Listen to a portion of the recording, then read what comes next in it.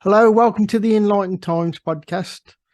I've got a fantastic guest today on the show, and his name's Andrew Johnson, and he's an alternative researcher of knowledge. And we're doing a show tonight talking about the Starchild Skull. So I'll just pass it over to Andrew, because just tell us a little bit about yourself and your background, Andrew. And Mark and I have known each other, I think, since about 2006. Yeah. So, it's we've been sort of working, collaborating on things from time to time for most of that time. And, it's been quite a journey, I suppose you might say. And my background is in software development, software engineering. That's what I did after I left university. Did a degree in computer science and physics, and then I got into all the alternative knowledge stuff in 2003 in a topic which is closely related to what we're talking about tonight, UFO stuff. I found the Disclosure Project, Dean Greer, all that stuff, and thought, wow, this needs to be spoken about, and it isn't being spoken about. So I got involved, and soon after that was when I ended up meeting Lloyd Pye, who I think you met him as well, didn't you, Mark? A couple of Yeah, I times, I did. think, didn't you? Yeah, in 2012. Yeah, I think one was at your Yeah. event. What you You put came on up in to the Derby Derby. event, did you? Yeah. Right. Was that the first time you met him then? No, I'd met him earlier in Birmingham at Truth Juice, and then Okay. he sort of recognised me when I went up to him at Derby and had a conversation with him about New Orleans and where he grew up, and Jim Garrison and things like that. Oh yeah, because Yeah, Lloyd knew quite a bit about JFK yeah, assassination, didn't he? yeah, yeah, I'd forgotten about that aspect of his research. Yeah, he was yeah, pretty knowledgeable on quite a few things like that. yeah. But yeah, He he was was a a great great guy, and the guy. fact that he remembered you as well, Yeah. he was a friend to everybody, is how I described him, Oh, yeah. and He's he a really really warm was. character. Yeah, Yeah, he was a great he guy. was. That was a great presentation he He put was. on as well on that particular towns he went to, and he sort of laid it all out. And that's hopefully, we'd do that tonight. And just to add your north yourself, Andrew, I just wanted to get that in, because I forgot to mention it at the start. You've done a number of books, Yes, 9/11, UFO books, and to do with Earth as well. that's right. So yeah, I mean, just to sort of cover that very briefly, you can get all the books at checktheevidence.com for free. You can download them all as PDFs, and very quickly there's two books on 9/11, mainly about the 9/11 truth movement, and Dr. Judy Wood's research. Mark and we've talked about that at length on Richard D. Hall's program and stuff. I've got three books, really like a trilogy of books: Finding the Secret Space Program, which is all about the Apollo hoax and the anti-gravity stuff that was sort of worked on in the 50s. And then Secrets in the Solar System, Gatekeepers on Earth, Yeah. which kind of links into the Secret Space Program book, and looks at the evidence for artifacts in the solar system, and some unpicking some of that, and unpicking the disinformation from people like Richard Hoagland, from the good information that he seems to have put out about places like Aptus, and some of the Mars stuff he did in the 80s seems pretty solid. And then there's the Acknowledged book, which is the UFOs and Aliens book. That kind of ties into the anti-gravity thing a little bit, and Bob Lazar's stories covered in that book, or the David Adair stories covered in that book. I sometimes get mixed up which was covered in which. And then I've got the Climate Change book. I hope everyone will read that. Very timely. It needs to be read by as many people as possible. So get it for free, and show it to your tutors, your teachers, whoever you can show it to. And then we've got the Earth book, The Earth But Not As We Know It, which is two halves. Which is the Hollow Earth stories, which kind of I thought was a load of rubbish, and I think it sort of generally is, not much in it. But that led me to meet up with another guy called Peter Woodhead, and he comes into the second half of the book to do with how the Earth has expanded. Yeah. And it has expanded. There's no question in my mind. Once you look, a child can see that the Earth has expanded since it formed, or grown, as Neil Adams likes to say. So yeah, so that's all there for anyone that wants to look at checktheevidence.com, along with a lot of other articles and stuff. One or two of which I've got marked. About 3 or 4 of your articles, I think, Mark, on there. Yeah, Tucked yeah. away. You edited That some would up as well for me, didn't I you? did. I did a little Yeah, bit of yeah, editing on yeah. 3 or 4 of them. Yeah, so it's all on there. So yeah, there you go. Get over to checktheevidence.com and download some PDFs and read some articles Absolutely. on the website. Yeah, and your YouTube channel, so they can find all that there, everything. Yeah. That's right. So, Andrew, I know you knew Lloyd. You weren't just an associate and helping him and with the Starchild Skull. You was good friends, wasn't you, as well? Very much so. Yeah. I mean, our introduction was at Belinda Mackenzie's house in London, and I mean, I've written since about Belinda Mackenzie. That's a whole other scenario. I don't think we have time to go into, but yeah. So Lloyd, when I met him, he was using 35mm slides for his presentations. So it was like putting them into a magazine, having them projected onto a screen and next slide and all that jazz. And no opportunity really to modify the slides because they were on 35mm transparency. And so I said, well, look, I've got a scanner that can scan slides and I can put these into a PowerPoint for you. And so I did. And that was both some of the Starchild ones, I think. He had 1 or 2 of those, but mainly his presentation on human origins was actually what I was scanning for him, which is about Bigfoot, Sasquatch, Denisovan man, and the Miocene apes and all of that stuff. He did a lot of work in that area. Yeah.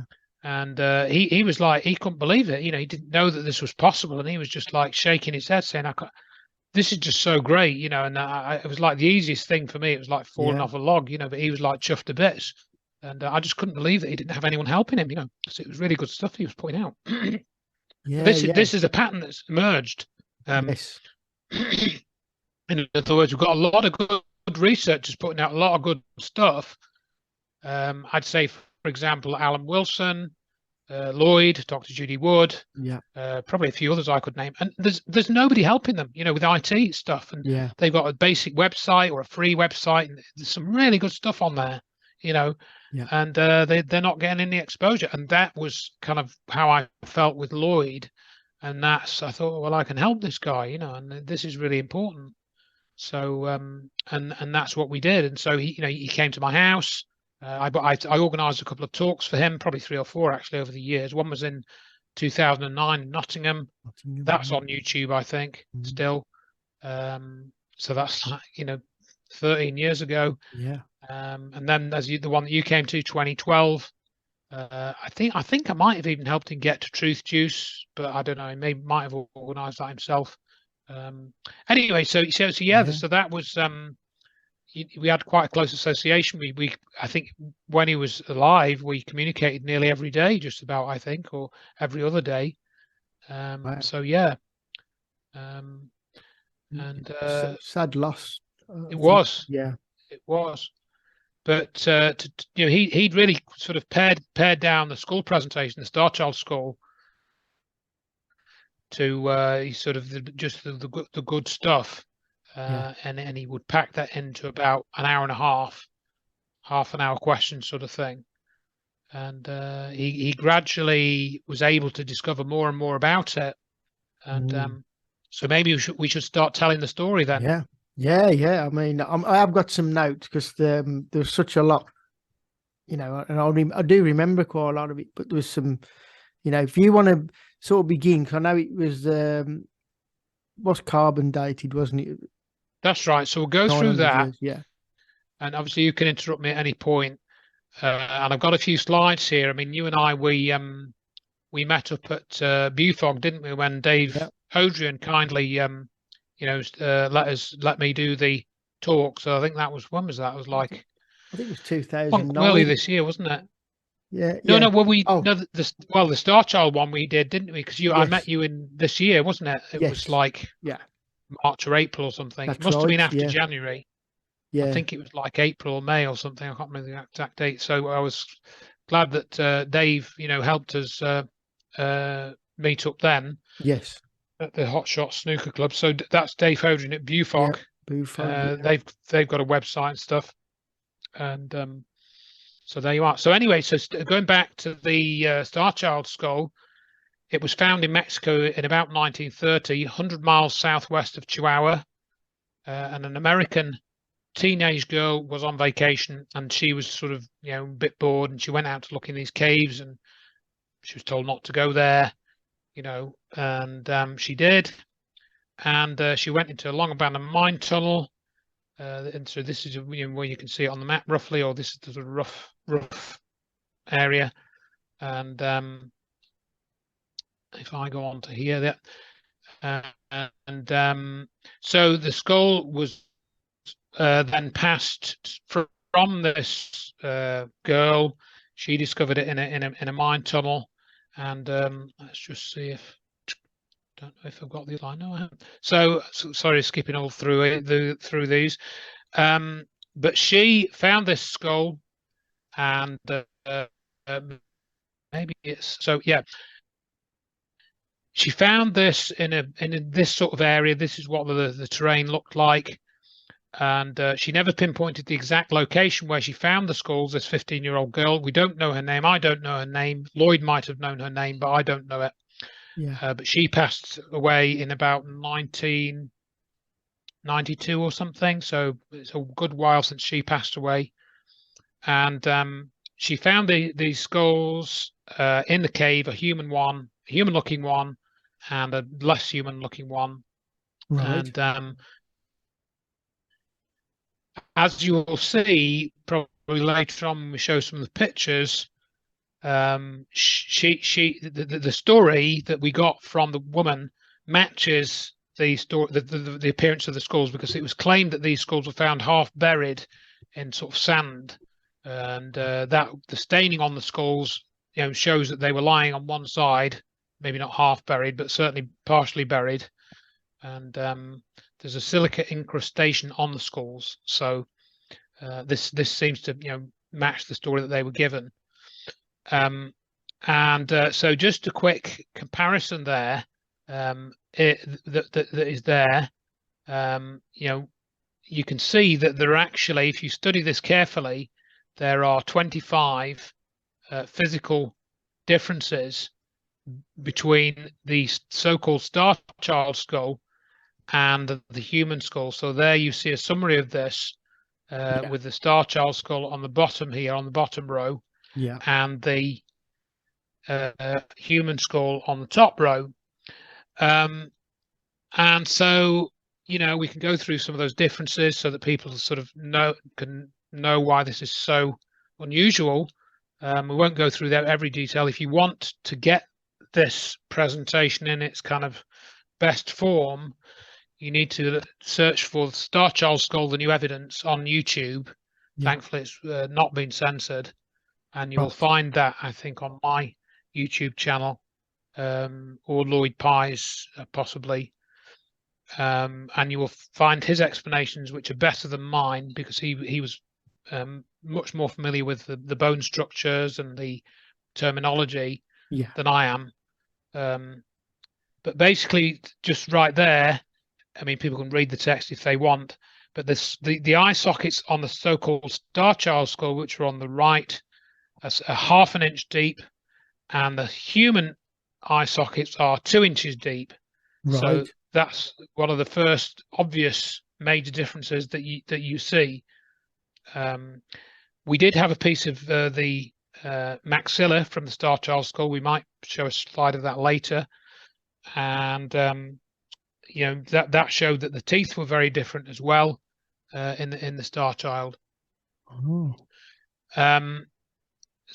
Again, not going to go through all of this, but we can see, for example, on the human skull on the left, there's a bit of sort of crazing or cracking on the skull, and that indicates that there was a concussion. So this person fell over and banged their head at some point, or was struck with a blunt object or something. Whether that caused death, obviously, we don't really know. But you can see, for example, you've got this thing called the pterygoid plate in purple, and the shape of that in the human skull is very different to the Starchild skull. The other thing is you have this bone called the inion bone, and that's sort of a lump that sticks out the back of your skull. And unusually, the Starchild doesn't have one of those. It's a sort of smooth, area there, really, by and large.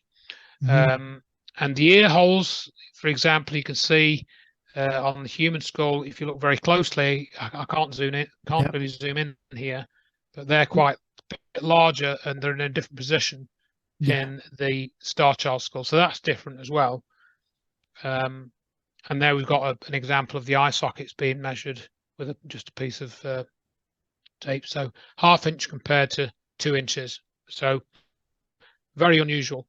And looking at the occipital bone, then you can see that on the Starchild, that I think this is the occipital, the low one of the 3 areas that you can see here, which is delineated by this squiggly line. And this is where the bones of the skull fuse together. When you're like, I don't know, a year old or whatever the age is, or they start to fuse them, but I don't think they're fully fused until you're like 25 or something, not completely. Right. So yeah, you can see the same arrangement, but similar arrangement, but it's also very different. So what causes that?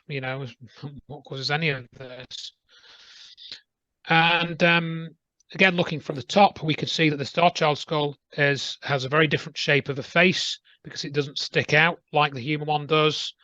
It doesn't have any brow ridges, which we'll see, but you've got this crease or this dent.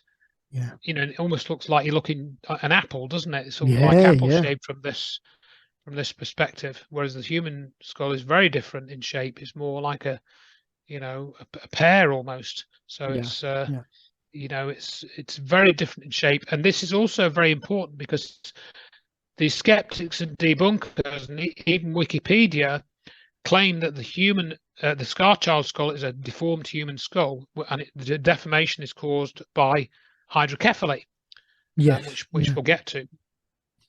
But before we get to that, let's look at the underneath the skull where the neck would normally attach. In this, I think it's called the basilar part, and you can see it's much more of an oval shape on the Starchild skull on the right compared to the human skull on the left. So this area where the neck attached mean the muscles were attached in a different way, or to slightly different areas. We'll see that on the next slide. And this basilar part is also very different. And again, people can read the text there if they want. And I've had a number of people that have come to these presentations, and from the questions that I've got, and this happened at Lloyd's presentations, you can tell that they know anatomy. You can tell that they know this stuff, because they're either doctors or, osteologists or something, I don't know, but they know this stuff, and none of them have really sort of in any meaningful way challenged what Lloyd has said. They've not actually said, well, this is a load of rubbish, that observation is wrong. None of them have done that, so as far as I'm aware, these physical differences are indeed unexplainable in terms of this being a deformed human skull. You can't explain it that way. No, definitely not. No, and so really, again, here just more evidence. You can stack all these things up. This shows you the areas where the neck muscles would attach on the human skull compared to the Starchild skull. And again, you see the surface area is different. The attachment points are in a different place, although the overall configuration, like you can see, that sort of figure of 8 type shape, that's present in both the human and the Starchild skull, but it's very much different in its proportions. And the other one, which wasn't immediately obvious, is when your head is when you're sitting up, your head is balanced in a certain way, and the balance point of the Starchild skull would have been different to the balance point of a human skull, and you can see that illustrated in the bottom right there. So again, and these zygomatic arches, which I think essentially are your they're not your cheekbones, but they're in the lower face. These are mainly broken off in the Starchild skull, but you can see where they would have attached and again, totally different. Mm. Same shape, sort of shape, but different sizes, different proportions, etc. Chewing muscles, again, just looking at the side, very Yeah. much reduced chewing muscles on the Starchild. And if you know where to look at these on the skull, you can see where these muscles would have attached to the bone. So, very narrow lower face, in the range of half the normal size of the lower face. So Wow. there you are. Yeah. X-rays, again, yes, it had been X-rayed. As you can see, totally different. The human female on the left, the skull that was found with it, has frontal sinuses. This sort of thing looks like a cauliflower. Yeah. Starchild has none. Now, originally, I always say this, but when Lloyd first saw this image, and it was 1999 that he got the skull off Melanie Young, I forgot to say that the skull is owned by, and still is owned by, Ray and Melanie Young, who live in El Paso, Texas. That the skull was passed to them from this family that had had it passed to them from the woman that found it. So anyway, Lloyd thought that this lack of sinuses meant that this had to be non-human. There was no way this could be human. It was a slam dunk again, but that's not necessarily the case, because some humans are born without frontal sinuses. It's rare, but apparently it does happen from time to time. So that alone didn't prove it. Yeah. And just showing you this. I mean, look at that. What's going on with the eye sockets there? It's just completely different. They're so shallow, aren't they, as well? Yeah, and close absolutely together. And this is another slide which essentially debunks the debunkers' arguments. In that they claim that the skull is from a hydrocephalic. It's the result of the features are a result of hydrocephaly. This cannot be true, because in hydrocephaly, the skull inflates with spinal fluid, cerebrospinal fluid, and due to some malformation in the way that the circulation happens between the skull and the spine, and the inflation compresses the veins against the inside of the skull. So you would not see these vein patterns if that had been inflated with hydrocephaly. This X-ray proves that these lines of the veins shown here, and that's not as a result of hydrocephaly. Can't be. And then again, you've got a very much, if you look at the area of light, lighter grey on this right-hand Starchild skull and compare it, again, you can see that the brain area in the Starchild is larger than in the human skull. You can see a thicker, darker region around the edges of this, because the bone's thicker, as we'll see shortly. And so these are lined up as best we can. Eye socket's still different and everything. It's just very different. It's even more, great expansion of the brain in the Starchild's parietal area. The bulge is clear, so you've got this bulge here where the yellow arrow is pointing, and it's just completely different to the human skull. And then this was confirmed again with the brain casts, where they did a replica of the original Starchild skull, and they filled it with resin, and they were able then to get a cast of the veins like this, and you can see that the surface of the brain on the left here of the human skull is just completely different to the Starchild skull, and it's much smoother. So again, what's that about? We don't really know, because, well, we can't analyze the real brain, because that's obviously long gone. Much larger inner ears in the Starchild skull, and it's healthy as well. It's healthy suture lines in the Starchild as well. So I won't show this video clip, and that's available separately. Looking at the teeth, we've got the teeth here, which were recovered with the skull. I think there's you see two teeth here, and I think there's another couple in the maxilla. This is the maxilla. This Right. thing here, which is the piece of remaining upper jaw, I think it was. Yeah. Yeah, so arrangement of teeth suggests first dentition. The larger tooth is now gone, sacrificed in the first DNA test, but the small one remains in situ and seen in extreme close-up on the next slide. So the dental evidence was strange because parts of it seemed to indicate that the Starchild skull was indeed a child, and that's why it's called the Starchild skull, because originally from the dental evidence they thought it was a young child. But looking at the wear on the teeth indicates that it had been chewing food for quite a long time, and that then would indicate it was the tooth of an adult. So it was contradictory. So it says at the bottom, at present the teeth are not able to provide an accurate age at death. Right. Right. What they did with this slide is they took the existing piece of maxilla, and then they just created a mirror image and put it together, because we've got roughly half the mouth space. So that kind of illustrates that the Starchild had a very small tongue for this to all fit in its mouth, or it had no tongue at all. And if it had no tongue, maybe it didn't speak. So if it didn't speak, then how did it communicate? And of course, many people have talked about aliens and telepathy, so maybe it communicated telepathically. So this again showed that we got unerupted molars. So this is an X-ray of that piece of bone you saw mirrored in the previous image, as far as I understand it.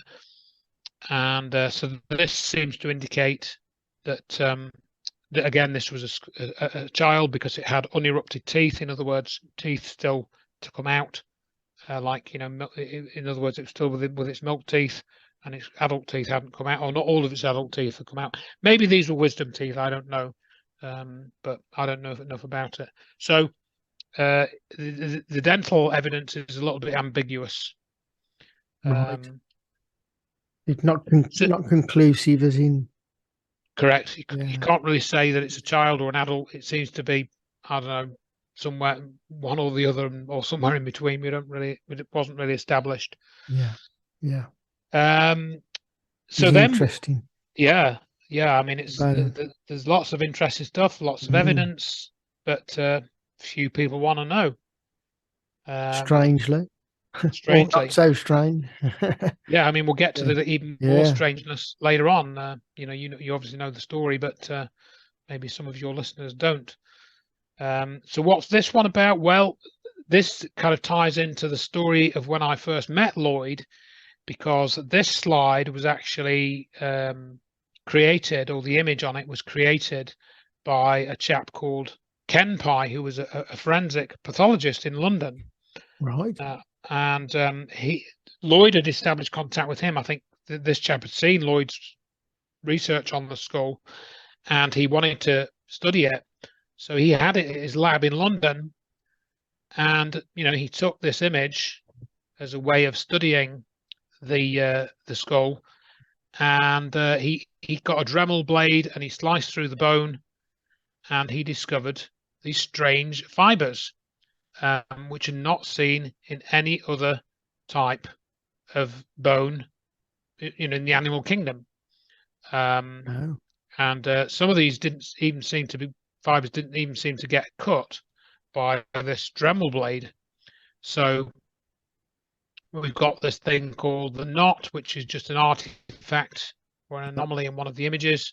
They zoomed in on this, and what is this? Is it capillaries? Is it veins? Well, it can't be, because all that with soft tissue that would have decayed.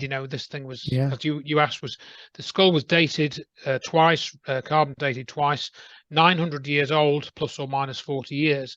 So of course, veins and capillaries, which, as I say, are soft tissue, they don't hang around for 900 years. They obviously get eaten away by bacteria and whatnot. So how did this survive? And remains one of many unanswered questions about the skull. What these things were. And they were not the reddish residue which I think you spoke. Are those different? Yes, they are different. The reddish residue was a separate, so we've got a slide of those later. Okay. But yeah, so Yeah. those weren't. They, as far as I know, those weren't red in color. I don't know what, because that was a scanning Yeah. electron microscope picture, I Right. think. So I don't know what Interesting. color in real life those were. So here, for example, this is a very graphic Yeah. representation. Clearly shows to me it's another slam dunk with a skull. You can't really have a human skull which has 3 mm thickness bone. It just No. wouldn't No. happen. You know, it does not happen in humans. So this again is one of the slides where I think this proves conclusively that this cannot be human. It Yeah. cannot be human because the bone is only 3 mm thick, and you can clearly see this. I mean, what Yes. other tests do you need? You know, so human skull on the right this time, and the Starchild on the left. So there you are, and you can see the marks where the Dremel blade was cut into it. This bone was taken out for the DNA tests, and we'll talk a bit about those in a bit. But one thing I will say at this point is that when they drilled the Starchild skull with the Dremel blade, it bounced off. You know, they had to Yeah. press I was just really about hard to on it. ask about that because they had a real game with that, didn't they? They did. Difficulty, like. Yeah, and then they needed to dissolve the bone to get the DNA out of it, and they put it in the substance they normally use to dissolve human bone, which I don't know what it is. And the Starchild skull bone didn't dissolve for a week, so they then put it Right. into another different solution, and they managed to dissolve it with that, and they were able to extract cells to do DNA tests, which we'll get to later on. So right there, you can tell, for example, it comes as no surprise then that when you study the chemistry of that bone with a scanning electron microscope, which can look at the elemental composition Yep. of you know, whatever it's looking at, you can see that we've got elevated aluminium in the Starchild quite a bit, and we've got different proportions of oxygen, carbon, and aluminium. And reduced phosphorus and calcium, and this means there's much higher level of collagen.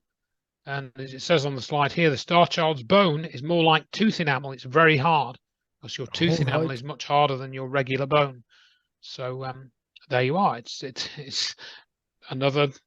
This can't be human. You can't have a human with that sort of bone composition, and it's not contamination from, you know, the tools that we use to cut the bone. That was all, you know, checked. Yeah. So that's not the case, whatever you want to think, folks. So there you are. That's interesting. That carbon and the oxygen. Yeah. What a that's right. Massive difference that is, isn't it? Very big difference indeed. Yeah. So again, why did you need to do a DNA test? Well, in my opinion, you didn't, but obviously Lloyd wanted to get that done. And then going back to your question, the other thing that Ken Pye discovered, he didn't do these bone chemistry tests as far as I know. He might have done, I'm not sure, but I think it was somebody else that did those. And yeah, so this reddish residue, this is obviously a color image. You can see that the scale across this image is about, I don't know, 6 centimeters or something for this whole image. And we've got this red residue, which looks like dried blood cells or something. But again, we're talking about something which is 900 years old, and all that sort of material should be long gone. Yeah. But desiccated bone marrow, what is it? Really, they needed to take a sample of this material and, you know, study it separately, but that was never done because there was no money for doing such tests. And that's a similar picture. Right. You know, of some more of the residue from another little segment of bone that was cut, cling to upper and lower surface cancellous holes.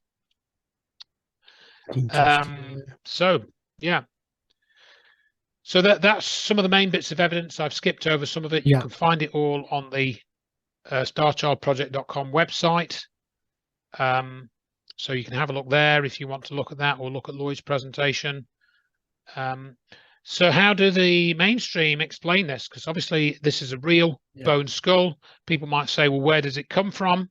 What's its provenance? Well, in one sense, that doesn't matter because it is what it is. And as Lloyd used to say, it doesn't matter if it fell out of the sky. You can see from this that it's different chemistry, different appearance, different bone, you know. So the provenance is way less important. It's not something you can fake. You can't fake all of that unless you've got some laboratory which can grow organic material and give it, you know, the characteristics of something that's 900 years old. Yeah. Yeah. I mean, can you fake that? I don't think Definitely so. not. No chance. I don't think so. No. No. So they then have to say, well, actually, it is a human skull. It is a human skull that's 900 years old. It can't be anything else because we don't know of any other beings that are like humans that are not humans.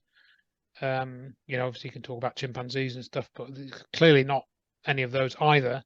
So they then say, well, it must have been cradle boarded. That explains the shape. It must have been a victim of hydrocephaly, or it must have been a victim of progeria. So these are the debunking explanations. So what's cradle boarding? Well, of course, in the, you know, sort of the sort of 1100s, 1200s, they were working land, so they lived off the land. So if you were an Indian woman or a Mexican woman and you lived off the land, then when you had a child, okay, you might have a short period where, you know, you rested and recovered a few days, maybe a week. But if you wanted to live, you had to get back on the land. So if you had your baby, you'd have to look after them, and then you put it on a board, and it was called a cradle board, and you carry on digging and, you know, digging up your crops and stuff to make your food and your meals. And you can see that the human skull is indeed cradle boarded because you've got this line here, which shows that it was cradle boarded. So that's exactly as we would expect. So that again is another way of authenticating that this skull was from a woman who lived in those times where cradle boarding was the norm. And we see it there. But if you look at the Starchild skull, it's got, you know, bumps and lumps, and you can see that on the X-ray, and you can see it with this light over the top of the skull. You can see these bumps and lumps visually on the surface of the back of the skull. That's not cradle boarding, folks. That was never cradle boarding. And the other thing which rules against that is that if you look at these balance points again, essentially, that if the Starchild skull had been cradle boarded, let's just for a minute assume it didn't show up on the bone pattern for some reason, it would have choked to death because the neck attached differently and the airway would have been blocked, and the Starchild would have choked. Sorry, folks. Sorry, hydrocephaly pushers. It was not cradle boarded hydrocephaly. Can't be. The structure of the skull and the features disprove that theory. So we can rule that one out. Forget about it. Right away, yeah. Let it go. And this, for example, shows a hydrocephalic child, and as you can see, the skull is considerably inflated for the poor young child there. Yeah. And what that means is that these bones, because this happened at birth, the child's bones don't fuse together. They don't actually join. Yeah. So when that child dies, the skull will fall apart because it's just got soft tissue in between these individual bones which make up the skull. Right. And you see another example there, and yeah, you have you don't have the same appearance. So we have it on the bottom right here. We have a hydrocephalic skull, and you can see it's superficially it looks similar. Yeah. But unfortunately, it doesn't explain the evidence because the bones are not fused. It's got holes in it. I think here you can see it's got a hole in it. Starchild doesn't have one of those holes. It's got a hole in it there. So, you know, it's got this crease here, which means it wasn't being inflated. The bones are fused. It's not hydrocephalic. No, definitely not. Definitely. And yeah, so you can see gaps. The one on the right is the hydrocephalic skull from a hydrocephalic skull, and you can see it's got little holes in it. So, you know, It's Yeah. it's not a hydrocephalic skull. And the veins, we talked about that before. Yeah. So Yeah. So is it progeria? This was the one they came up with, I think, after Lloyd had sort of made the case that hydrocephaly could not explain it. In typical progeria victims, this is like a premature aging condition where you become an old man by the age of about 12, and you know, the bones thin out, and you get a narrow chest, beak-shaped nose, baldness, swollen veins, etc., and swollen and stiff joints and age spots. It's like a premature aging. And on the left we have the progeria victim, and on the right we have the mock-up of what the Starchild skull might have looked like if it had a human appearance. That was done by Bill Mooney, I think. And if you try and superimpose the two, then again it's vaguely similar, but the top of the dome of the skull is too high, really, to match how the Starchild skull was, and the just does not match. And of course, the bones are brittle in progeria, but in the Starchild, they couldn't even get a Dremel braid through it initially. That's not what you call brittle bone, so it doesn't work. It doesn't match the physical evidence. The shape might sort of just about be explained, possibly, but it doesn't explain anything else. So progeria victims usually have an unclosed fontanelle. Again, the Starchild has a closed fontanelle. It wasn't progeria. That's from a progeria victim on the left. The one on the right is a normal human. And so again, you can sort of see some of the similarities to the Starchild with the CT scan of the on the left. Yeah. But I don't think they've ever done a CT scan of the Starchild skull. So there you are.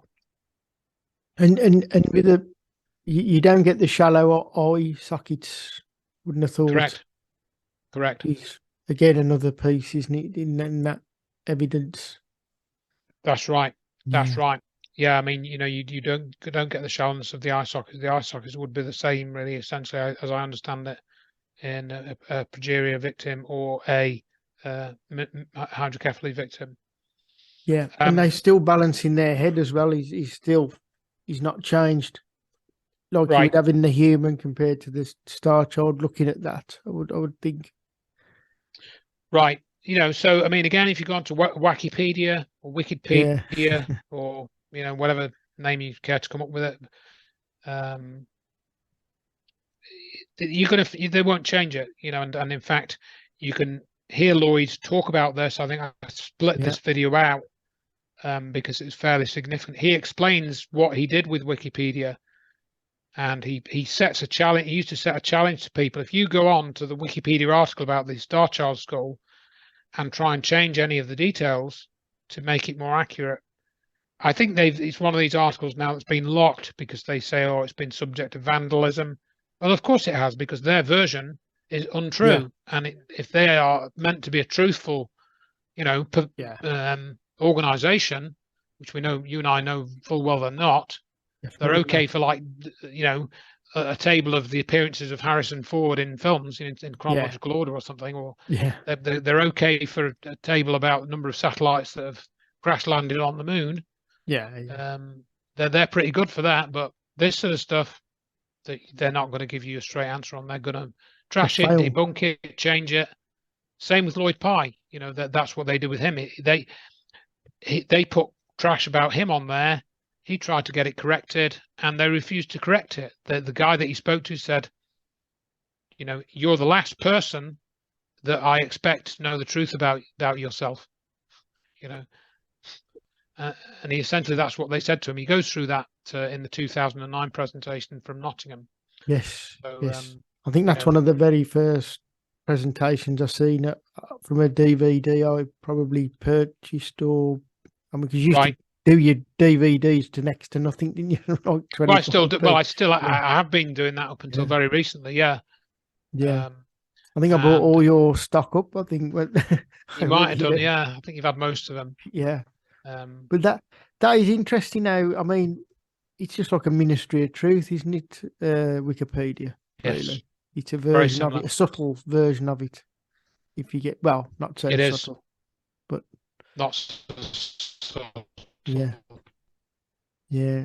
And Dr. Wood couldn't even, yeah, it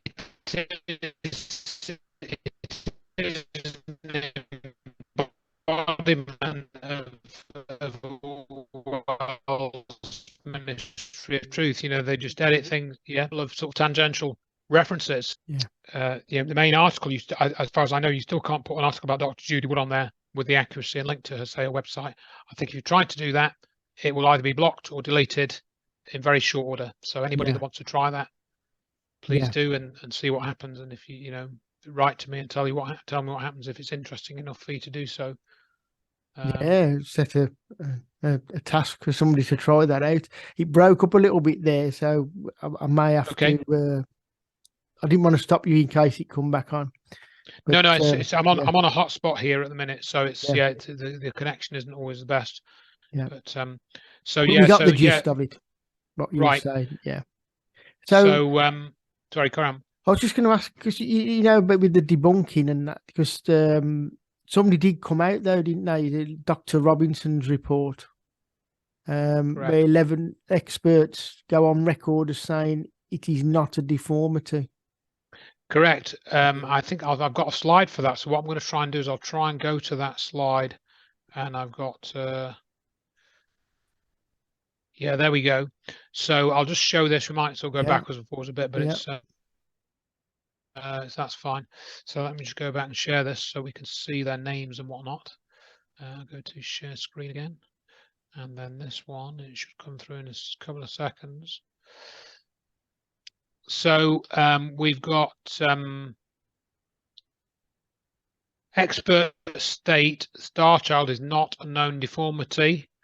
Yeah. And as he said, the main guy that got into this quite early on is Dr. Ted J. Robinson, who Lloyd had a lot of correspondence with, and he and I think 2 or 3 other guys wrote a report about these deformities. So it's not just people like me who don't know much about anatomy. They've got a basic knowledge. People like him, particularly who's an expert in facial anatomy and facial features, skull features. He was a craniofacial plastic surgeon. He's bottom on this list, just thinks some sort of order to this.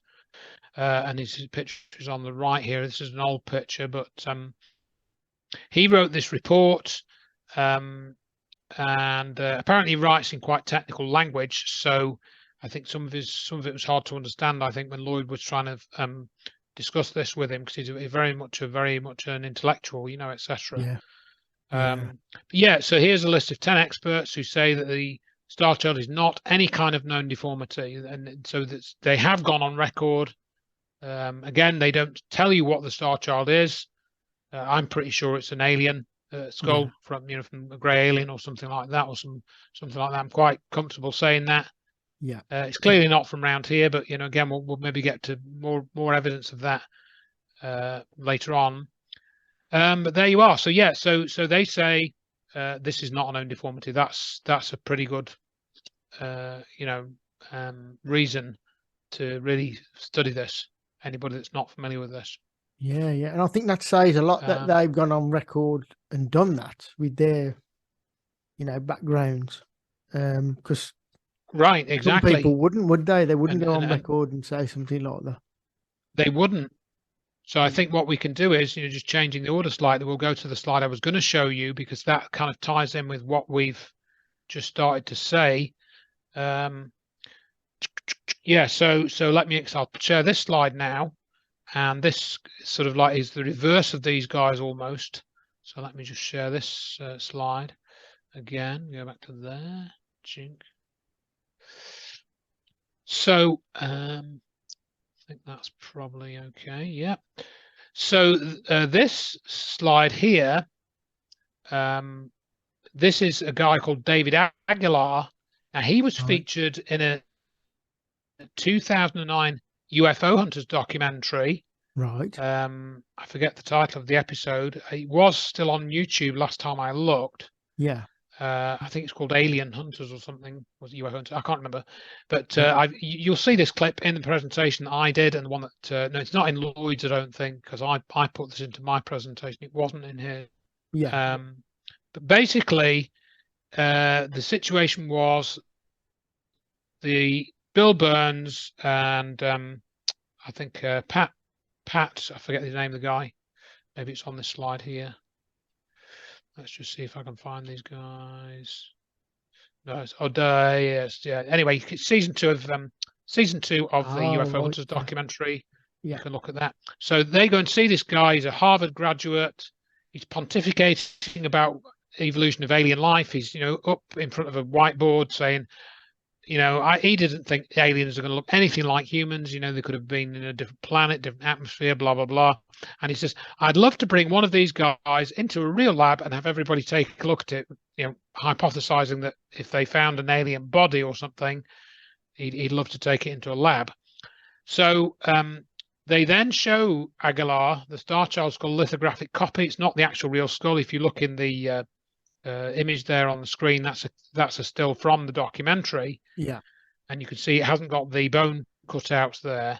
So which this means it was the copy which was made by Bones clones before they did the bone sampling. So they pull that out, and he says, "Oh, what's this then? Is there any DNA evidence?" Or he says, and Bill Burns says that it could be a human hybrid, which is what Lloyd thought up until about 2010, 2011 sort of time. And we'll talk about that. Yeah. And then Aguilar looks visibly kind of uncomfortable and says, "Oh, prove it," as in prove it that it's an alien hybrid, which is the opposite of what he was saying above. He said he'd love to get an alien in the laboratory and have everybody take a look at it, but apparently not this alien. He didn't want to take that one in, So he actually was saying, "Yikes! I don't want to take this into the lab and have everybody look at it, because I would be finished with all my speculative fun about aliens having 3 heads or 12 arms or whatever nonsense he was saying, as an expert he could think of, Yeah. There you are. So he didn't want to look at the evidence. Not when it was right in his hands. He didn't. He said, "Prove it," as in, not I will prove it for you, or I would like to try and prove it. He just said, "No, you prove it." And that was what Lloyd experienced a lot of. They would just give it, so they wouldn't even pick it up a lot of the time. So then those 10 that we looked at, they were the exceptions out of probably about another 90 that he took the thing to. Wow. I won't go through all of this. You can go through that in the presentation if you want. But basically, to give you a summary, they did 3 different DNA tests. First one was 1999. It was badly done. It came out that it was a human DNA that they found. Lloyd then was finished because they said it was human, and he went to ground for about 3 years.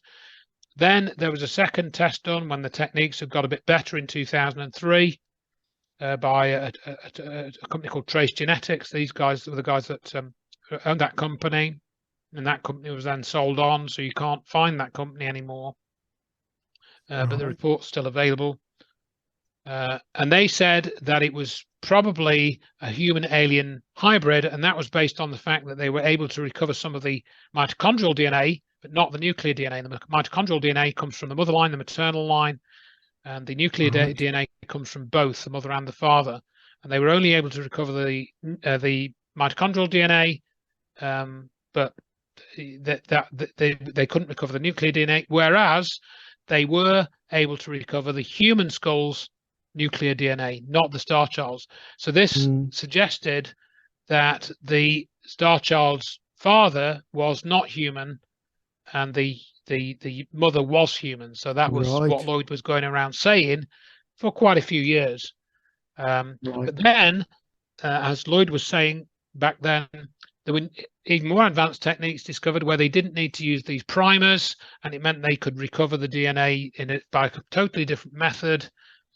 And this opened up the potential to recover some of the nuclear DNA, which, because they got it from the human skull, and that was found at the same time, they were pretty sure that the Starchild's nuclear DNA would be there if they had the techniques to recover it. And indeed, that's what happened. They were able to work with this virologist who had a DNA sequencer and the right equipment, and he did it on the quiet. He got the permission from the company, but they didn't want their name. I still don't know which company it was, but they had access to this, the National Institutes of Health database. He recovered fragments of the DNA, like, I don't know, 200 base pairs or whatever, 20 base pairs, and then he put these samples into the database, and it came back with some DNA sequences were similar to human. Where we've got a few base pairs, and then other times they got identifiable sequences, but they didn't match anything in the database. I think they got a database of about 100 species back then, 100 different species of animal, and it was no match. So again, you can go through this in the presentation, but basically the final DNA tests, which were done between 2010 and 2012, they showed that this thing could not be human. It was more different. Its DNA, statistically, the amount that they recovered, they didn't recover all of its DNA. I think they recovered less than 1%. But they were able to pretty much prove, particularly with this FOXP2 gene that was discovered. Again, we go through that in more detail in the presentation, or Lloyd does. They were able to show that it was the FOXP2 gene because it had enough genes that were similar, but there are only 2 differences in the FOXP2 gene in the whole of the human race. But this had like 256 differences, or 56 differences. 56 variations. So this makes it way out of any close comparison to humans. It's just not human. It can't be human. And if you look at that, monkey is 2% different from humans. Mouse is 20% different from humans. A dog is 27%. Elephant 21%. I think that's a raccoon, 21%. Frog is 26% different. Starchild is 56% different to humans. Wow. Or 56 base pairs different from the FOXP2 gene, should I say. And I've got that wrong. It's all on the slide there. So just ignore my mention of the word percent. But this is completely different. It's less similar to humans in terms of its DNA FOXP2 gene than it is to a frog. That's the variation. So again, you stack all of this up. The bone chemistry, the physical differences, the bone hardness, the bone thickness, the DNA, it's all completely different. And the geneticist who was working with Lloyd up until around about 2012 said, probability that such a high specific arrangement of changes in a small fragment, referring to the FOXP2 gene, could have occurred by accumulation of sequencing errors is extremely low, if not close to zero. Nor could this arrangement have occurred due to contamination with the DNA of any known species. In other words, if this DNA sample had been contaminated, then of course it would have looked more similar to human, wouldn't it? Because we've got earthly DNA, in it by mistake. So this evidence actually shows that it wasn't contaminated. So from this evidence, one may conclude that the underlying biochemistry of the entity's life form must be either the same as or highly similar to humans or other species. Yet the use of the genetic code, which still remains universal, is distinctively different, implying that this life form is very likely the result of a markedly variant and non-intersecting evolutionary process. So it didn't come from around here, folks. That was from the geneticist, who still hasn't been named. I've already done that slide. So, folks, if you want physical evidence of an alien skull, we kind of have to be slightly careful. I do tend to get a bit carried away with myself, I suppose, but why not in this case? But if you want to say, well, maybe it's not an alien, Andrew, maybe it's just some undiscovered species that was living on the Earth 900 years ago, underground or something, or under the sea, and it came out and did whatever. Could be, but as the geneticist said, it doesn't really match terribly well with anything else on Earth. So if it did evolve and live here and evolve here or whatever, then it's managed to stay very, very separate from all the other life somehow. So you might as well say, well, yeah, it's an alien. Even if it evolved here as an alien, didn't come from another planet. Might not be an alien from another planet, but it's an alien from somewhere, and the differences in it, you know, would suggest it is from another planet because it's very different to all the other life forms we studied on Earth here with DNA and stuff. So, you know, what more can I say? So you can go to the presentation for more, but I think probably what it's worth covering is what's happened to this, because people might be saying, well, why the hell haven't I heard about this? You know, if this is so powerful, this evidence is so strong, which it seems to be from what I've shown, why haven't I heard about it?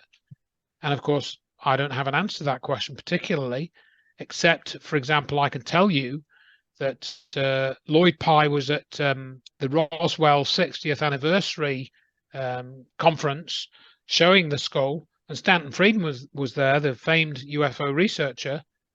And Lloyd said to him, you know, he's a couple of tables down from Lloyd or something, and he said, well, do you want to come and look at this? And he says, oh, I'll come look at it tomorrow. You know, I'm busy right now. And then he says, next day, oh, would you like to look at this? Oh, I'll come and look at it in a bit. He wouldn't even pick it up. And apparently Lloyd told me as well, back in 2005, I think it was, Stephen Greer also was at a conference that he was at. And he came and looked at it, said, oh, it's very interesting, and then walked away, you know. And then later on, you know, Greer started talking about this Atacama alien, and this was looked at by Dr. Gary Nolan, and that turned out to be almost certainly a human fetus. I think it was only like 2 inches long. It was a deformed skeleton of a human fetus that was like, I don't know, 12 weeks old or something. It was like 1 inch long. Yet Greer has never, to my knowledge, ever spoken about the Starchild Skull. And if he's interested in proving that aliens exist, and that's his agenda, then this is good evidence that he's right. But again, as with you and I, you know, we said earlier on, really, we discovered that you and I, that Dr. Judy Wood's material, no, hardly anyone was talking about it. They wanted to debunk it. They wanted to trash it. That not only includes the mainstream, it includes the truthers as well. The mainstream really want to keep it out of the way. The truthers don't want to talk about it. And it's been the same with this. And that's what I picked up on, you know, the similarities between the way Lloyd was treated and the way Dr. Judy was treated. Yes. You know, Judy says, well, I'm not a 9/11 truther. And Lloyd said, well, I'm not a UFO guy. You know, I never was, because they wouldn't, you know, really support his research very much. I mean, there are a few exceptions, of course. I'm sort of generalizing a bit. But by and large, you know, they didn't want to talk about it. You know, he was on Coast to Coast a few times, which was good. But you know, George Noory had him on. I mean, George Noory's not too bad, actually. He's, you know, he seems to be doing the best he can. And he's had Dr. Judy Wood on a few times as well. But I know Art Bell wouldn't have had Dr. Judy on. So he believed that 9/11 was done by terrorists, you know. So anyway, as we didn't say exactly, but in fact, I think it was it was earlier this week. It was December the 5th. That was the anniversary of Lloyd's death. He died in 2013, so he's been gone for 9 years now. And so what happened to the research? Well, something quite odd happened to the research is what I must fill you in on. You know, again, I won't go through all the details. I've covered that in the presentation that's on oh crikey, Wakened State video that I can send people links. If anybody wants links, just contact me. Show notes as well. Just contact me at checktheevidence.com. Click on the contact. If you're listening to this and you can't find these links or whatever, I'll send them to Mark. But just contact me and we'll, you know, and say, oh, I'm interested in that Starchild link, whatever, and I'll send it along as soon as I can. So what happened? Well, Melanie Young, she had an agreement. Melanie Young is the owner of the skull. She had an agreement with Amy, who is Lloyd's wife, and a chap called Matthew Brownstein. Sorry if I've pronounced your name wrong, Matthew. And they had formed some kind agreement that they would try and get the research done. And Matthew had tried to raise money to fund the research, but that was only partly successful. And then that was dissolved. But then in about 2016, Melanie Young started her own website, and it was called starchildmelanieyoung.com. And she said she'd broken away from the original team, and she was doing her own thing because she said, oh, they haven't managed to find out what this thing is, blah, blah, blah. And I'll just show you this slide because, again, this is like I'll do another screen share here. When I was putting together the BUFOG talk, I discovered this video from 2017, January. So again, this is nearly 6 years ago now. Yeah, wow. Yes, we're nearly into January 2023, aren't we? Just about next month. So even this was 6 years ago. How time passes. And I think this video is still there. It was quite a good video. It's about 15 minutes long. And you can see again here, she's got the real skulls then. We know that she has them. She tried to claim that Lloyd had tried to steal them off her.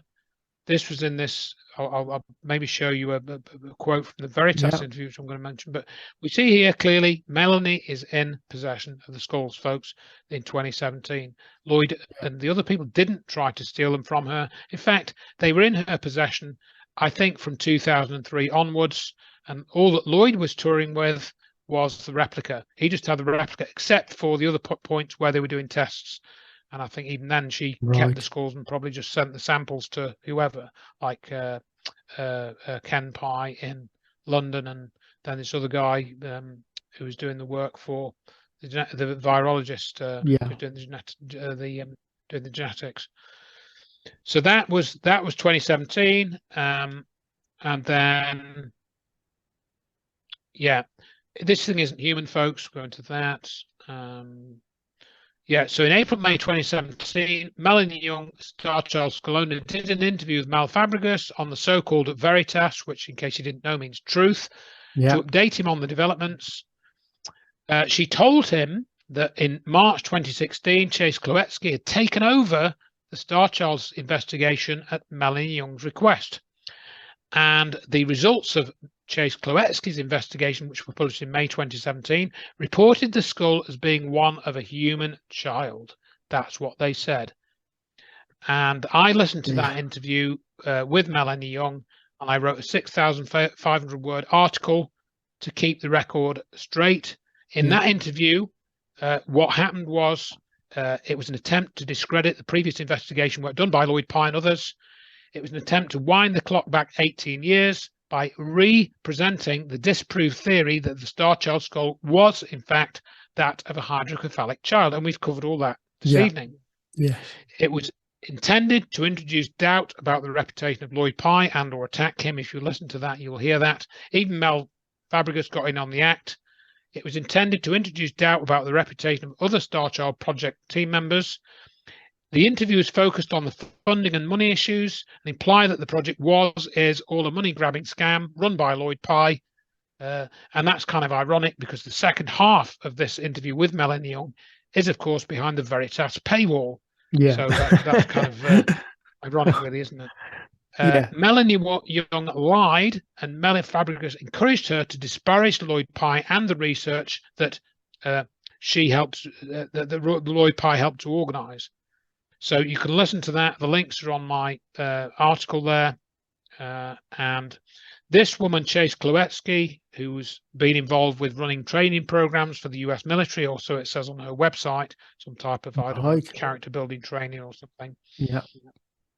They basically did this DNA test. I wrote to the lab that did the DNA test, and they replied. I added that to my article. What they basically did was very similar to what they did in 2003. They didn't use the advanced techniques. They used the cheaper techniques, which show that, you know, some DNA was recovered, but it was probably human, which was similar to what they did in 2003. So yes, they did a DNA test, but it wasn't. It was like a poor man's version of the 2003 test, an antiquated test. Well, yeah, basically compared to the current standards. So really, you know, there's been no change in the last 6 years. The research is essentially dead in the water. Melanie Young claims that she's still trying to get it investigated. I heard a story from somebody, one of my friends, that Melanie Young tried to give this skull to the El Paso Museum, and I vaguely remember hearing something about that. So I contacted that museum. This was fairly recently. This was like within the last couple of months or 3 months. Okay. And they said they didn't have it. They were aware of it. They knew because they responded and said, "Oh yes, that's a skull that's got these weird anomalies, but we don't have it," and they didn't know where it was. So I assume it's still in Melanie Young's possession. I haven't written to her. She seems like a bit of a confused person. There's something going on with her. I'm not sure what it is. You can read a bit about that in the article. She claims to have these alien human hybrid children that she sees, but not in the physical, in a kind of astral projection or something.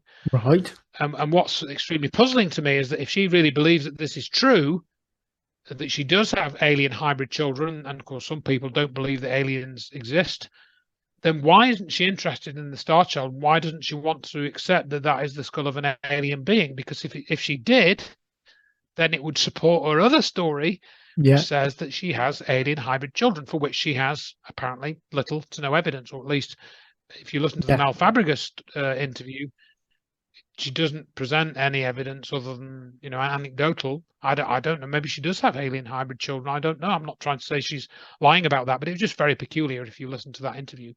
And I talk about that in the article.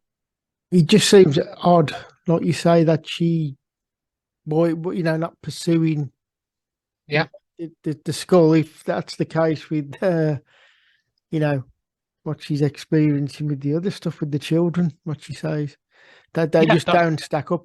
I don't want to project this onto her, but it just seems, is that a way of discrediting herself? Maybe people not taking. Well, this could be it. You know, I mean, speaking to other Starchild project members in the past, you know, I think there was something. They had some misgivings about certain things, you know. So you could be right, you know, without going into details. But that's one possibility, and we know how these things work, you and I. Yes. They sometimes do put these things out through witnesses, and then they try and pull them back in again, and they get people withdraw their story. They start acting weirdly, and you think you've got a good contact, some good evidence, and then they say, no, actually that evidence was wrong, and I didn't really, you know, say what I said, so bye, you know, and they just disappear. And that kind of seems a little bit what's happened with Melanie Young. I think it was fairly latterly that I learned that the person that gave the skull to Melanie Young worked for the FBI, and I didn't learn that until later on.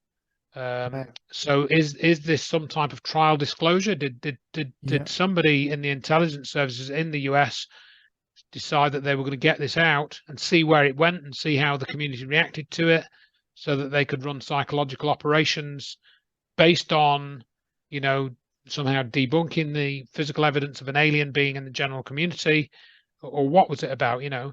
And it seems that the by and large, this skull being out there didn't really change much in the UFO community. They're still talking about lights in the sky, you know, and they don't know whether aliens have been here or not. You know, I'm pretty convinced that looking at all the landings, crashes, you know, evidence of apparent back engineering of stuff. The Roswell case in particular, I think, is pretty compelling, that something alien did crash there and beings survived. I think there's plenty of witnesses which tell the same story, and these witnesses really, because of compartmentalization, couldn't have known each other. You know, in many cases, of course, some of them did, but there's quite a number of independent witnesses, as I say, due to compartmentalization, couldn't or shouldn't have known each other. So that's interesting. You know, so, and they tell the same sort of story with Roswell, you know, the morphing metal stories and stuff like that. And then you've got the Aztec crash in '48, about 9 months after Roswell. That's another good case that was investigated by Scott Crichton. I mean, I'm going away from the original thing, but to me, the evidence is overwhelming that intelligently piloted craft have been here, they've been brought down, or they've crashed. Beings have survived. and perhaps this has been going on for over 900 years. I mean, again, we can go Yeah. back to the Bible stories, giants on the earth, the Anunnaki, Sitchin. And of course, that's what I go through in that knowledge book. I try and get a handle on all of that stuff and try and put it into some sort of coherent framework, So I recommend that anybody that wants to follow this up does read my knowledge book, which is a free download. And I include, I think, a chapter or two on the Starchild in that, which covers what we've covered tonight and a few other bits and bobs. So, what else can I say? That's the main things that I can say about the Starchild, I think, really. Well, exactly. You can conclude that it's not. Well, it's some type alien, isn't it? Of what we know. That's the conclusion I've come to. I mean, without us getting some disclosure about who studied it in secret, or who knows what these beings are, because I would say that somebody in the black world knows exactly what race it's from, or what story it's part of. Lloyd, originally, when he was talking about this, he used to talk about these star being legends in that area, whereby the natives there said that they had these legends that every so often a craft would come down from the stars. They would give a child to the community there to be looked after for a number of years, up until the age of 7 or something. And then they would come back and take the child away again. And Lloyd didn't really, he only covered that story in his earlier presentation, I think, because he had more evidence later on with the DNA and the bone chemistry tests and stuff. I think he decided that he would marginalize that part of the story, and he just stuck to the physical evidence and so forth. But who knows? I think somebody knows that story. Again, if you look at Edgar Fouché's book Alien Rapture, and I did a lot of interviews with Edgar Fouché about that. I've got about 5 hours of interviews with him on my YouTube channel. Parts of his story in that book talk about what happened in the past with other civilizations and stuff. And one of Stephen Greer's disclosure witnesses, for example, he says that NASA know that the face on Mars really is a face, and it was made 45,000 years ago, and this race came to the Earth. According to him, is that story true? Well, I don't know, but there's certainly evidence, for example, that if you look in my solar system book, and I didn't discover this, this was David Percy, I think, who first made this connection, and you look at features on Mars in Cydonia, you can overlay these features with features in Avery. In fact, that's it. I'll try and get that up, because that is another, to me, is another. The geometry adds up, doesn't it? It's literally the same. Does. Yeah. I mean, I'll try and get that image up, because to me, it's another. It's just a slam dunk to me. That is, I don't really see. You could say NASA fakes the images from Viking and stuff, but why would they produce a fake image? That actually overlays with with Avery. I mean, that's a pretty intricate. I mean, what would be the sense in that kind of thing? To see if I can find that. No, I can't find that in there. It is interesting that you mentioned that person, Stephen Greer, and because that originally the Disclosure Project was an area, wasn't it? But you talk about sort of correct catapulted you in, and you got your broadband and downloading videos, and yet he's not really pursued the Starchild Skull at all, has he? So he has not. He has his not. distance. Same with 9/11, isn't it? There's this common pattern and theme and behaviour pattern that you seem to see in people. That's it. This is exactly, as you say, it's you can't understand why these people behave like this. It's you'd think, well, if you're really interested in this and you're interested in the best evidence, then why aren't you going to talk about this? And they don't. No. See that what the one aspect with me, because with the interest of it is because there's the element of them being interdimensional, aliens. Yeah, yeah. And we've got this Starchild, the skull, which suggests that they are a physical being as well as, so Yeah.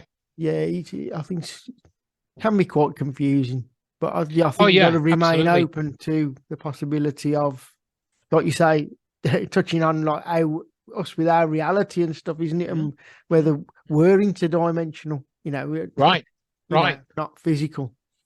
Yeah, I mean, just to go back a little step, then, so I've got Yeah, this image now of the Avebury and Cydonia. yeah, So you can this should take a few seconds to come through. It might be slightly lag on it, but you should get the impression of it. So if I just you'll should see this animation. I've shown this many times before, but to me, it's just so compelling. And I've got more on this in my solar system book because I did a bit of digging into this and got some higher resolution pictures.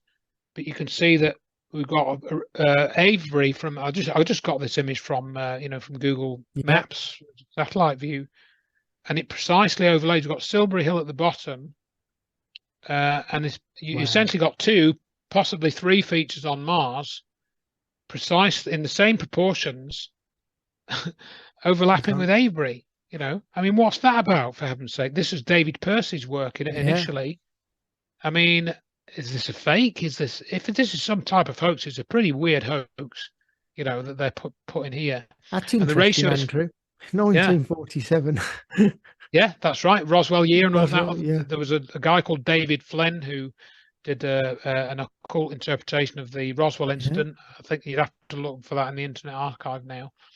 So so just briefly on that then, 14-to-1 ratio on those distances. So I think Avebury and Silbury Hill are about a mile apart if you measure it on the map. So that'd be 14 miles on Mars. So again, I have no explanation for that. So take a look at this, folks. It's all there for you. It's all there for you. Wow. I mean, that's stunning. That is that I have seen that before. I've seen I think there's a presentation what I watched, and there's some more things like that, isn't there? Not just that. There's other things that overlay. There's one or two. Yeah. Certainly, there's some correspondence with features on Mars and Earth. There's another one which I found, which is called the Kofun in Japan. It's like a Kofun feature, and there's an analog on Mars. That's in my Secrets in the Solar System book and in one of the presentations. Because I've been looking at this stuff. I think that Avery image that I just showed you, I found that on David Percy's website. I don't know, well over 10 years ago, maybe 15 years ago by now. And I just gradually found more and more stuff, and of course some of it I've put on Rich Planet when Rich has done the videos. And really, after I got to a certain point, I just thought, right, it's just like, there's no point in adding any more, really. And that's when I did the Secrets in the Solar System book, and it's all in there, really. So you can find all of that stuff in there, and then the Starchild's in the Acknowledged book. You can read Lloyd's book on the Starchild. That's on Amazon. Although the book that's on Amazon only goes up until 2007.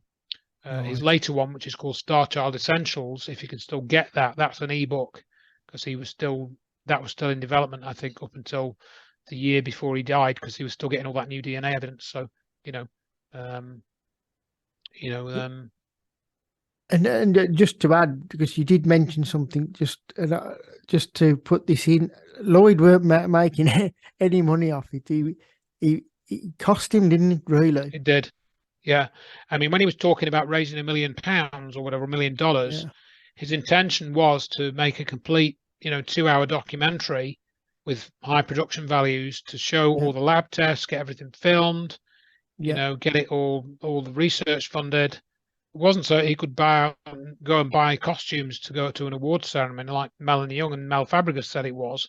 In their interview.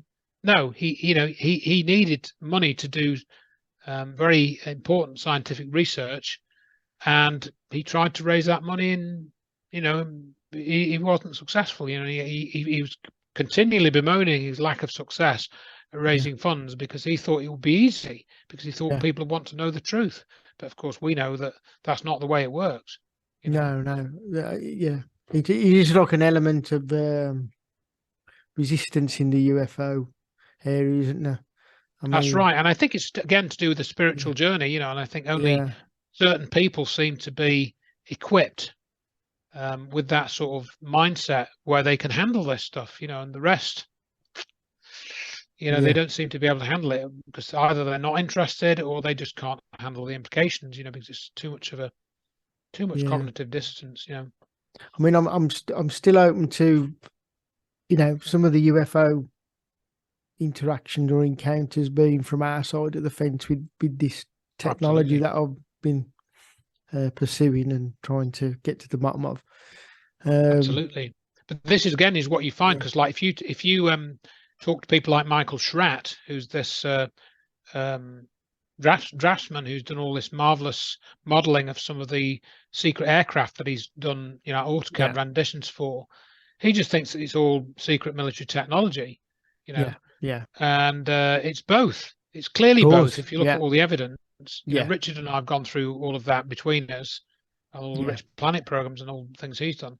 So yeah, some of it's military technology, and indeed, there's been talk of humans and aliens collaborating. For example, there's yeah, some talk of that with what's been going on with the cattle mutilations and stuff. yeah, And I think that's a distinct possibility. The aliens have their own agenda, but they are working with secret military groups yeah, on some of the abduction stuff. There's some evidence that that's actually what's going on, and it's pretty shocking and frightening to think about. But the yeah. evidence does indeed support it. From some of these Absolutely. people that have had these experiences. Some of whom Dave Hodrin's talked to, and Yeah, Joanne Summerscale seems to have talked to some of these people. The Leia Haley case and stuff. And I've put that in the Acknowledged book, and so I try to give people a bit of a handle on those areas. It's not necessarily just aliens, not necessarily just the military. We had Dan Sherman's story yeah, about him being genetically modified in the womb. He ends up working with aliens through this sort of telepathy or remote viewing or yeah, something, intuitive communication. He called it. That his story does seem to be true. Is he yeah, making it up? Possibly, but it doesn't sound like it to me. And if his story is true again, it seems to show that there's been collaboration between a group of aliens and a group of humans, from what we can tell. So, yeah, yeah. make of it what you will. Definitely, definitely. Yeah. Well, Andrew, I know we're drawing near to the end, and thanks for coming on. And this is just a little bit of a tribute to Lloyd, because like Mm, yourself, you was friends with him, and I had call it a brief encounter twice with him and a bit of a chat. And he come across like a really nice guy, and he took the time out to have tell me about the JFK stuff, Jim Garrison, which was really good. And I think I spoke to his sister, sent her some photos not long after he died. So, it's just a way of, getting together and remembering, yeah, really. Because I it think he is. I mean, it's a deserves good. that Yeah, after he put so he much does. effort in, and, no financial gain, as many of us, are doing, aren't we? We're doing it because we want to get to the truth. I think, Absolutely, Mark. Yeah, I mean, we've shared that goal, and obviously that's why we've stayed friends and stayed, sort yeah, of collaborating together on stuff, because we've had our own lives to live, our own problems to deal with, but one of our driving forces is that we want to know the truth, and we want other people to know it as well. yeah, Else, we wouldn't be doing stuff like this, would we? And like no, you say, just taking our time and trying to get people interested. yeah, And it's generally an uphill battle, but of course it comes with its own rewards too. But yeah, some people can end up paying a high price, yeah, and that we definitely, shouldn't forget that. yeah, yeah. But yeah, Well, this should be a tribute to Lloyd. I agree, yeah, and we won't forget him, and I certainly won't forget him. yeah. And what he did. Yeah, well, thanks for doing it. The podcast, Thank because you. I really appreciate it. It's just a way of sending that his information out and remembering the man as well. Absolutely, You absolutely. know. So, you know, perhaps we'll do it again soon, Andrew, on a different subject. And Absolutely, Mark. Yeah, I'd got love plenty to. to talk about. Whether it's, I might even have you on for just a bit of a chat for, you know, whether it's blue beam or the UFO stuff, because I've been steered in that direction a little bit more with things I've Okay. been looking into. But I've always had an interest in it anyway. But Yeah, definitely. Well, you know more about yeah, that than I do. So yeah, I'd be interested to having a chat on that sometime yeah, as well. Yeah. Yeah, because no you've done your problem. article, didn't you, with the Pentagon stuff? So it Yes, sort of ties in it a does. It crossover does. with 9/11 and you know, blue Yeah, beam the and the all the global rest. Yeah, psychological operations and scams. Definitely. yeah, Yeah. Yeah. Yeah. yeah. Absolutely. And you know, we can also come on and talk about your books as well. So in the new Yeah. year. Whatever. Yeah. Yeah. No problem. Well, brilliant. Well, thanks a lot, Andrew, and I appreciate it very much. And I'll stick all the links in the show notes as you know when it goes up. Great. Well, Yeah. thank you, Mark, and thanks for taking the time. Yeah. Thanks a lot, Andrew. Good night. Bye for now.